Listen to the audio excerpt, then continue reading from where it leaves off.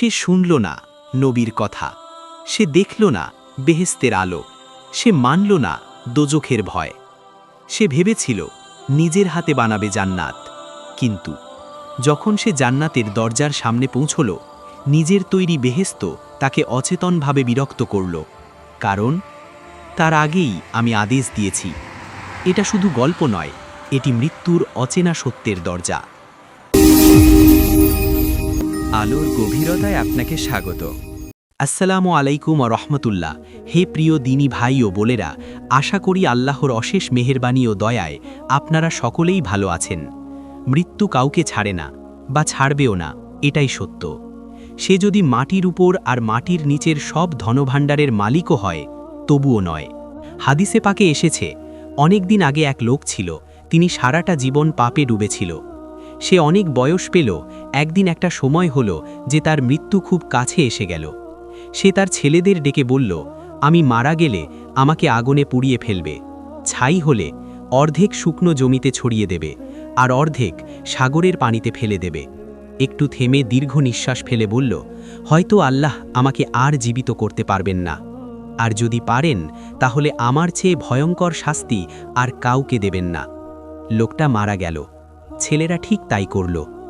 আগুনে পুড়ে ছাই হলো দেহ, অর্ধেক ছাই জমিনে, অর্ধেক সাগরে। আল্লাহর কুদরত। কিন্তু অদৃশ্যে আল্লাহ রব্বুল আলামিন সব দেখলেন। তিনি রাহিম, তিনি করিম, তিনি জাব্বার, তিনি সাত্তার, তিনি রহমান, তিনি দাইয়ান, এবং তিনি খালিক, আর তিনিই মালিক। তিনি আদেশ দিলেন সাগরকে, তুফান তুলে প্রতিটি অণু একত্র করো। সাগর কেঁপে উঠল, প্রতিটি কণা জড়ো হল। তিনি আদেশ দিলেন জমিনকে, বাতাস তুলে দেহের সব কণা ফিরিয়ে আনো। এবার আদেশ এলো, জীবন ফিরিয়ে দাও, আর জীবন ফিরে এলো। এরপরে আল্লাহ রব্বুল আলামিন বললেন, ওহে আমার বান্দা, মৃত্যুর সময় এসব কেন বলেছিলে? লোকটি কাঁদতে কাঁদতে বলল, হে আমার রব, আপনি সব জানেন, আমি ছিলাম বড় পাপিষ্ঠ, আপনার শাস্তির ভয়েই এই কাজ করেছি। দয়ালু আল্লাহ বললেন, যাও, তোকে ক্ষমা করে দিলাম।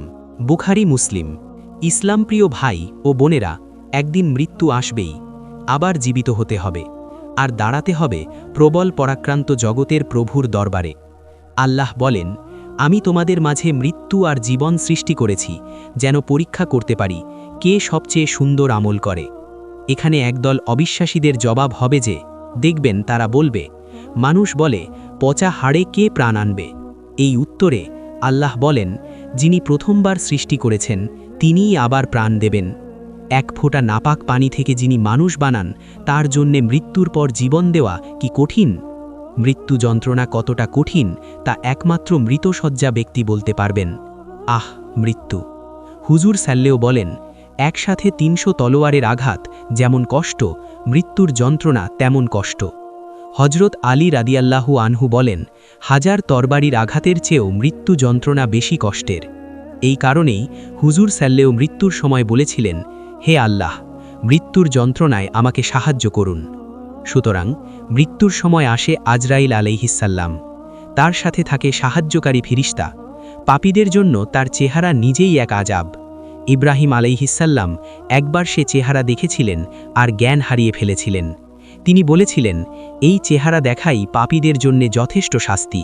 তো ভাই ও বোনেরা, আজ থেকে মৃত্যুর ভয় নিজের ভিতরে তৈরি করুন। একদিন না একদিন এই পৃথিবী থেকে চলে যেতে হবে, কেউ চিরজীবন বাঁচবে না। মৃত্যুর কষ্ট রাসূল সাল্লেও বলেছেন, যে মৃত্যু হবে কত কষ্টে, তাও যদি আবার পাপী হই তাহলে কি হবে? মৃত্যুর হাত থেকে কোনো রেহাই নেই। তাই সব সময় মৃত্যুর জন্য প্রস্তুত থাকো। প্রতিটি মুহূর্ত দোজখ থেকে বাঁচার চেষ্টা, প্রতিটি নেক আমল বেহেস্তের আকাঙ্ক্ষা। এটাই প্রকৃত মুসলমান। একত্বায় যে আল্লাহর প্রতিটি আদেশ মানে, নবী সাল্লেওর আদর্শ আঁকড়ে ধরে, তার মৃত্যু হবে সুন্দর, ভয়ঙ্কর নয়, ইনশাআল্লাহ। আর সামনে দুটি ঘটনা শোনাব, যাতে আমরা এই ভয়ঙ্কর ভুলগুলো আর না করি। আজ এই পর্যন্ত। ভিডিও ভালো লাগলে লাইক করুন, কমেন্টে আপনার মূল্যবান মতামত জানাবেন, এবং ভিডিওটি শেয়ার করে অন্যকে শোনার সুযোগ করে দিন। আর হ্যাঁ, অবশ্যই সাবস্ক্রাইব করুন এবং পাশের বেল আইকন অন করে রাখুন পরবর্তী নতুন ভিডিওর আপডেট পেতে। সুতরাং আল্লাহ তাআলা সকলকে দ্বীনের সঠিক জ্ঞান দান করেন।